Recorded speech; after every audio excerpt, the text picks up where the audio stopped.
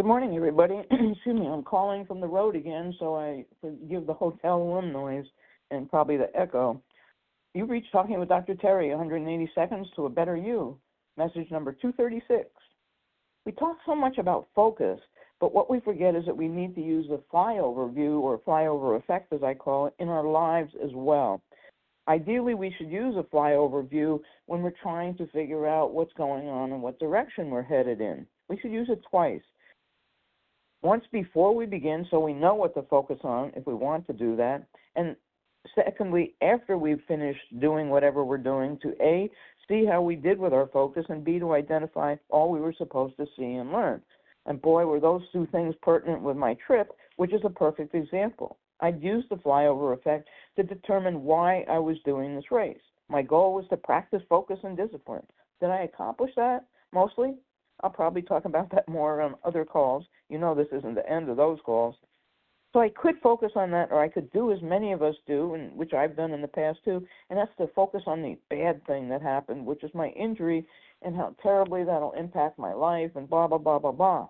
We tend to do that a lot. We think focus is the be-all and the end-all because that's all the gurus talk about. But it's just as important to find out why you're focusing or wanting to focus on something, and then deciding if you really want to focus on that. The word really should ring a bell with all of you Success Hotline folks, because Dr. Gilbert talks about it all the time. We also need to work kind of like we do with Google Maps and Apple Maps.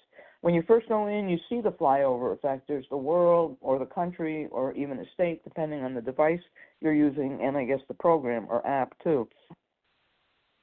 When you zoom in to where you are or where you want to go, and then you can see what's around it. That's the way that we should use those maps. Your life is the same thing.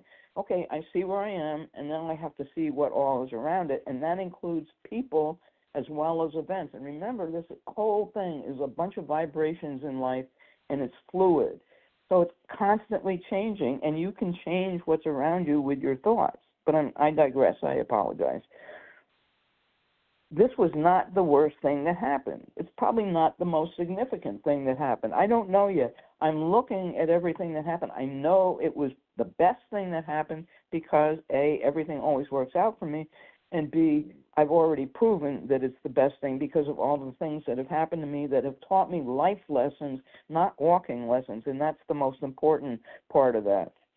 So take some period of your time in life and use the flyover view, and then you can zoom in and see if you want to use the focus view, but do the zooming in and zooming out to see how that period of your life worked out and what it is that you want to remember about it, and maybe there's some lessons in there that you didn't even think of. That's what happened with me, and that's why I learned about everything always works out for me, because I was able to go back and see when I developed epilepsy, that destroyed my dreams of becoming a neurosurgeon.